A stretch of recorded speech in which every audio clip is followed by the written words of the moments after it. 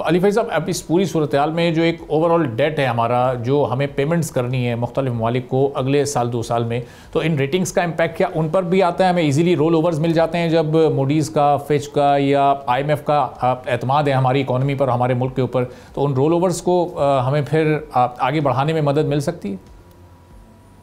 जी, bilateral जो agreements होते हैं उस पर तो उन कंट्रीज ने आपके साथ स्ट्रेटेजिक अलाइनमेंट्स भी की होती हैं और उनके उनके पास ज़्यादा डेटा होता है, तो वो तो शायद प्राइवेट क्रेडिट रेटिंग की एजेंसीज की रिपोर्ट्स पे इतना इफेक्ट ना हो उनकी उनकी लेंडिंग का। It's the other way around कि अगर आपका बायलैटरल डेट रोल ओवर हो रहा है और साथ साथ आपकी IMF के साथ भी रिलेशनशिप अच्छे हैं और वो भी आपको लोन दे रहे हैं, तो उसका इम्पैक्ट क्रेडिट रेटिंग्स पर आएगा, ताकि प्राइवेट इन्वेस्टर्स को कंफर्ट हो कि आप डिफॉल्ट नहीं करेंगे। और क्रेडिट रेटिंग का मतलब ये है कि आप ये दुनिया को बता रहे हैं कि ये मुल्क जो है अगर लोन ले रहा है तो ये आपका पैसा वापस कर देगा। तो जितना जैसा जैसा डिफॉल्ट का रिस्क आपका कम होगा, वैसी वैसी आपकी रेटिंग्स इंप्रूव होगी। साहब, रिसेंटली हमने देखा कि यूरोप की मार्केट को भी इस वक्त पाकिस्तान और ज़्यादा इस वक्त केटर करने की कोशिश कर रहा है, और ज़ाहिर है जो अमेरिकन टैरिफ है उसके इम्पैक्ट्स जब आएंगे तो हमें ऑल्टरनेट मार्केट्स को भी पहले से तलाश करना होगा। तो ये अब इस तनाजुर में इस वक्त नई मार्केट्स हम कैसे एक्सप्लोर करें और फिर उनसे हम किस तरह मैक्सिमम अपना एक फ़ायदा उठा सकते हैं? जी, बहुत इम्पोर्टेंट है कि नई मार्केट्स एक्सप्लोर करें। मैं इस वक्त जापान से बात कर रहा हूँ और आपको जैसा मालूम है कि ओसाका में वर्ल्ड एक्सपो हो रहा है, वहाँ पे पाकिस्तानी सॉल्ट जो है, पिंक सॉल्ट, उसकी हमने एग्जीबिशन लगाई हुई है गवर्नमेंट ऑफ पाकिस्तान ने। So I think certainly Asian markets, एक ज़माने में अगर आपको याद हो तो लुक टूवर्ड साउथ की बहुत ज़्यादा वो थी, ईस्ट की तरफ फोकस करने की काफ़ी ज़्यादा डिज़ायर थी, चाइना को मार्केट को एक्सप्लोर करने की काफ़ी डिज़ायर थी। तो आई थिंक ये सारे जो प्लान हम काफ़ी अरसे से सुनते जा रहे हैं और काफ़ी अरसे से इनमें बातें हो रही है, उनको एग्जीक्यूशन में लाना बड़ा ज़रूरी है।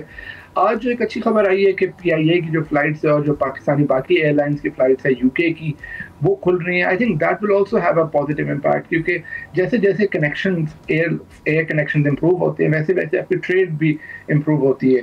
UK के साथ हमने शायद कल ही एक ट्रेड एग्रीमेंट भी साइन किया है, जो काफ़ी अरसे से, कई सालों से उस पर काम हो रहा था।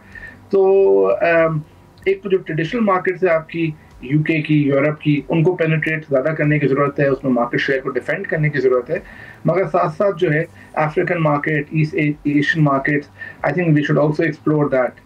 लेकिन अली फैज़, हम देख रहे हैं कि जैसे जैसे मैक्रो लेवल पर एक स्टेबिलिटी आ रही है, वैसे वैसे माइक्रो लेवल पर हम उस प्रेशर को बढ़ता हुआ महसूस कर रहे हैं। अभी रिसेंटली हमने देखा ऑयल प्राइसेस में पिछले 3 जो हाफ्स आए 15-15 दिन के, उनमें लगातार इजाफा हुआ। ज़ाहिर है उसका प्रेशर फिर एक ट्रिकल डाउन इफेक्ट एक उसका होता है, जिससे एक इन्फ्लेशन की नई लहर आती है। तो ये मैक्रो स्टेबिलिटी हमें इन्फ्लेशन को कम करने में, या इसका ट्रिकल डाउन इफेक्ट हमें क्यों नहीं नज़र आ रहा है? जी, इन्फ्लेशन की कमी जो है उसका एक इफेक्ट का ही एग्जांपल है। और जिस तरह हम इस वक्त, इस साल गवर्नमेंट फोरकास्ट कर रही है कि GDP जो है वो 4.2% या 4.5% से ग्रो होगा, तो इसका मतलब ये है कि जॉब ज़्यादा क्रिएट होंगी, तो इसका मतलब है कि लोगों पे इम्पैक्ट आना तो शुरू हो जाएगा।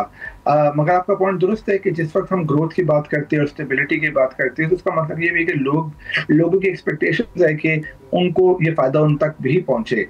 और खासतौर पर हम ज़्यादा बात करेंगे तो लोग ज़्यादा वो होंगे कि यार ठीक है, आप हर वक्त बात करते हैं कि स्टेबिलिटी हो गई है, मगर हमारा क्या फ़ायदा हुआ। तो इक्वालिटी, पॉवर्टी रिडक्शन, ये और डेवलपमेंट स्पेंडिंग उस टाइम पे बड़ी इंपॉर्टेंट होती है। तो जो हिस्टोरिकली पाकिस्तान के जो 2 मेन प्रोग्राम्स है, एक हमारी डेवलपमेंट स्पेंडिंग है PSDP के थ्रू, और दूसरा बेनज़ीर इनकम सपोर्ट प्रोग्राम जिसे हम डायरेक्टली सपोर्ट करते हैं। तो इन दोनों को ज़्यादा इफेक्टिव होने के लिए इट्स वेरी इंपॉर्टेंट कि ये 2 चीज़ें बड़ी इफेक्टिवली हों, और साथ साथ जो है हमारी GDP ग्रोथ से जॉब क्रिएशन भी आती रहे। सब्सक्राइब करें और बेल दबाएं ताकि कोई खबर रह न जाए।